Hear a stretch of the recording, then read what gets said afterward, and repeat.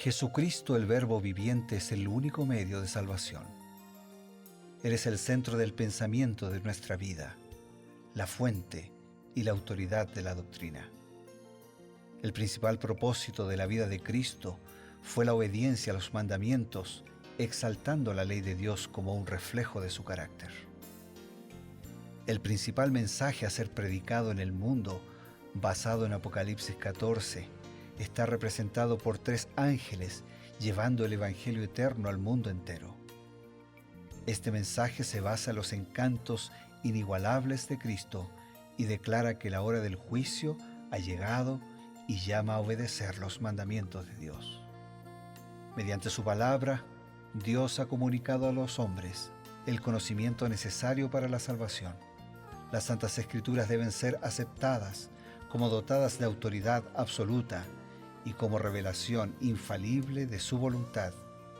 Y aunque el canon de las Escrituras inspiradas está cerrado, el Espíritu Santo continúa iluminando, amonestando y confortando al pueblo de Dios a través del testimonio de Jesús, el Espíritu de profecía. El camino a la vida se traza a través de un camino angosto que debe ser recorrido con confianza a las promesas que Dios dejó a hombres y mujeres fieles que dedicaron sus vidas hasta la muerte por el Evangelio eterno. Los fundadores de la Iglesia soñaron con el día en que la revelación sería una realidad en sus vidas.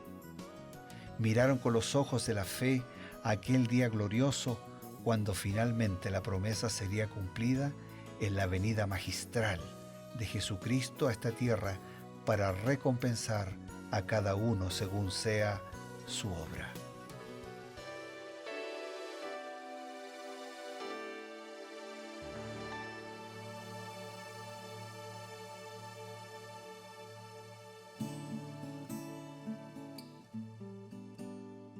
Es con alegría que nos reencontramos aquí en su programa Reavivados por su Palabra. En el segmento Creed en sus profetas nos dedicamos a profundizar, a estudiar con mayor precisión y detenimiento lo que Dios dice a través de los profetas, a través del espíritu de profecía que fue dado en este caso a Elena White, y podemos detallar con detenimiento algunos tópicos que nos ayudan en la vida práctica. Para esto contamos con la presencia del pastor Bruno Razo. Bienvenido. Muchas gracias, Pastor Ever, y damos gracias a Dios porque podemos seguir profundizando en la palabra de Dios, en su mensaje, siempre con el mismo interés, el mismo espíritu, ¿no? No solo de conocer por conocer, sino de conocer para aplicar ese mensaje a nuestra vida. Y hoy ya hemos iniciado y queremos continuar Deuteronomio capítulo 8. Pastor, en Deuteronomio capítulo 8, Moisés les está haciendo algunas amonestaciones. Básicamente se resume en la amonestación de no olvidar a Dios. Pero el centro de este olvido posible de Dios parecería que fuera que al entrar a la tierra, que era una tierra buena, que fluye leche y miel, que significa que era una tierra muy próspera, dice claramente, no vaya a ser que cuando entres a la tierra y se aumenten tus cosechas y edifiques casas y te aumenten la plata y el oro, te olvides de Dios. Realmente este asunto de las riquezas a veces es complejo, ¿no? Dios nos da las riquezas, pero después llegamos a pensar que somos nosotros los que las producimos, ¿no? ¿Cuáles son algunos de los peligros de las riquezas? Bien, voy a responder con una declaración de Elena de White que está en un libro maravilloso que se titula Palabras de vida del Gran Maestro, y la declaración dice así: el amor a las riquezas tiene el poder de infatuar y engañar. Demasiado a menudo aquellos que poseen tesoros mundanales se olvidan de que es Dios el que les ha dado el poder de adquirir riquezas. Dicen, mi poder y la fortaleza de mi mano me han traído esta riqueza. Su riqueza, en vez de despertar la gratitud hacia Dios, los induce a la exaltación propia, pierden el sentido de su dependencia de Dios y su obligación con respecto a sus semejantes. No hay nada de malo en tener bienes, en poseer recursos, siempre y cuando se los haya obtenido legítimamente. Y siempre y cuando mantengamos siempre presente que ha sido gracias a Dios. No, fue mi esfuerzo, fue mi sabiduría, fue mi inteligencia, fue mi visión. Sí, pero ¿quién nos da la vida? ¿Quién nos da la salud? ¿Quién nos da la inteligencia? Es Dios. Entonces, si tener recursos me hace olvidar de Dios, entonces es una maldición. Pero si tener recursos obtenidos legítimamente me hace ser más agradecido a Dios y al mismo tiempo no olvidarme de mis semejantes, entonces es una bendición. Las riquezas bien obtenidas, bien utilizadas, sin olvidarnos de las necesidades del prójimo y sobre todo sin olvidarnos de que fueron provistas también por la bendición de Dios, son una bendición. Eso significa que este primer paso al obtener las riquezas y luego la exaltación propia derivaría en un olvido de Dios, pensando, bueno, soy yo primero y después los demás, incluso Dios después. Y ahí es donde la riqueza se transforma en una desgracia. Por eso el Nuevo Testamento dice que la raíz de todos los males es el amor al dinero. Y por eso Jesús dijo que es difícil, no dijo que es imposible, que es difícil que un rico entre en el reino de los cielos. ¿Por qué? Porque al tener y autoexaltarse y olvidarse de Dios y olvidarse de los demás, está acabando su propia ruina. Claro, y además de eso hay un detalle. Dice que Jesús mismo dijo, no se puede servir a dos señores, ¿no? A Dios o a las riquezas, claramente.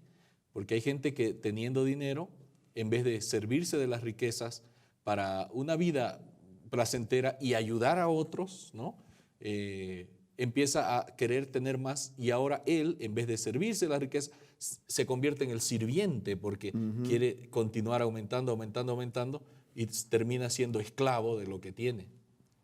En el fondo termina teniendo un Dios. Claro, la riqueza. ¿Cómo añade Elena White otros males que trae el apego excesivo a la riqueza? En este mismo libro, Palabras de vida del Gran Maestro, en la misma página 32, podemos leer: en vez de considerar las riquezas como un talento que ha de ser empleado para la gloria de Dios y la elevación de la humanidad, las miran como un medio de servirse a sí mismos.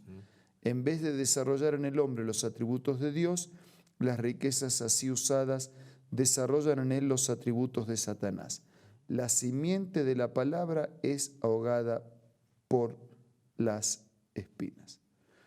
O sea, insisto, si nosotros podemos mantener la humildad, si podemos mantener el reconocimiento que lo que tenemos lo tenemos gracias a Dios y podemos seguir pensando en los semejantes, entonces poseer bienes y recursos en abundancia puede ser una gran bendición. Sin duda. Y yo conozco algunas personas que realmente son una bendición porque están permanentemente ayudando al prójimo, ayudando a la iglesia, ayudando a Dios, pensando en los demás.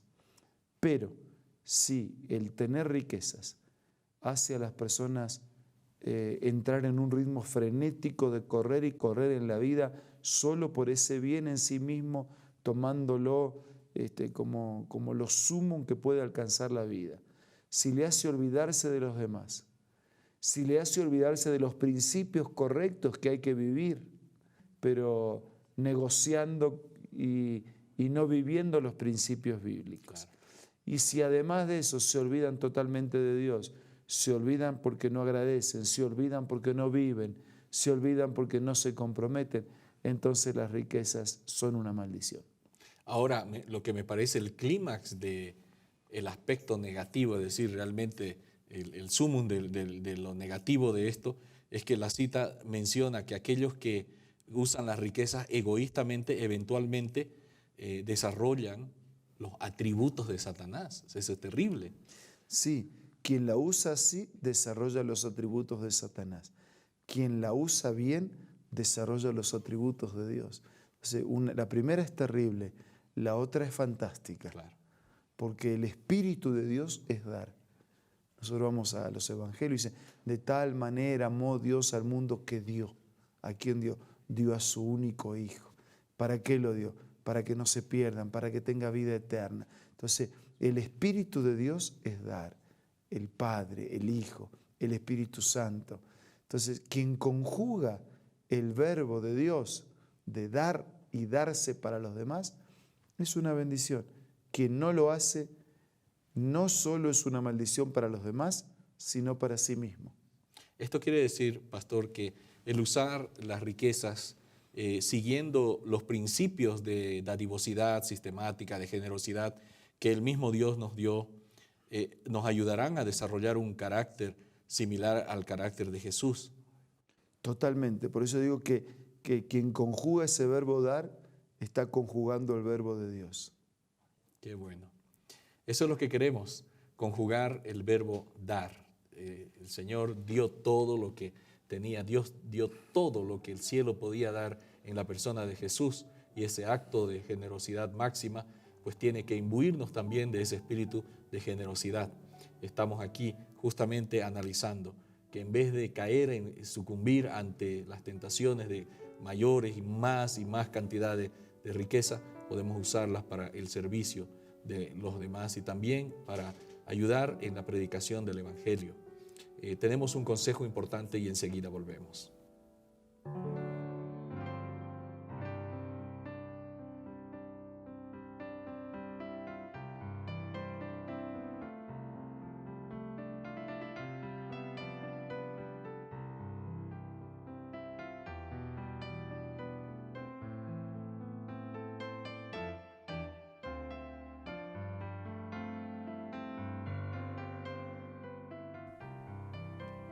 ¿Qué tal? Presta mucha atención a esta cita. Jacob prevaleció porque fue perseverante y decidido. Su experiencia atestigua el poder de la oración insistente. Este es el tiempo en que debemos aprender la lección de la oración que prevalece y de la fe inquebrantable. Las mayores victorias de la Iglesia de Cristo o del cristiano no son las que se ganan mediante el talento o la educación, la riqueza o el favor de los hombres. Son las victorias que se alcanzan en la cámara de audiencia con Dios, cuando la fe fervorosa y agonizante se hace del poderoso brazo de la omnipotencia. Qué lindo, ¿verdad? Esta cita tú la encuentras en el libro La Oración, escrito por Elena G. de White. No puedes perder este maravilloso libro de tu biblioteca personal. Así que te invito una vez más a que visites la página www.aces.com.ar, o también puedes hacerlo visitando una iglesia adventista del séptimo día cerca o próximo del lugar donde tú te encuentres. También, si te gustan las aplicaciones y la tecnología, descárgalo como Elena G. de White del App Store o del Play Store.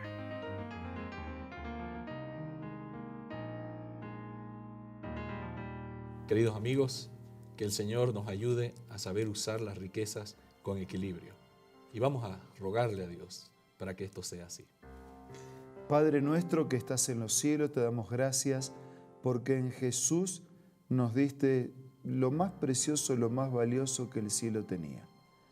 Y ahora nosotros también quisiéramos tener esas características esenciales de tu carácter. Que lo poco o lo mucho que tengamos sea siempre obtenido de manera legítima, reconociendo que lo que tenemos lo tenemos por tu gracia y tu bendición, exaltándote siempre a ti con gratitud y compromiso y pensando generosamente en servir al prójimo. Bendícenos a todos, suple la necesidad de cada uno. Te lo pedimos, te lo agradecemos en el nombre de Jesús. Amén. Amén. Esto ha sido Reavivados por su palabra y el complemento Creed en sus profetas. Los esperamos el día de mañana.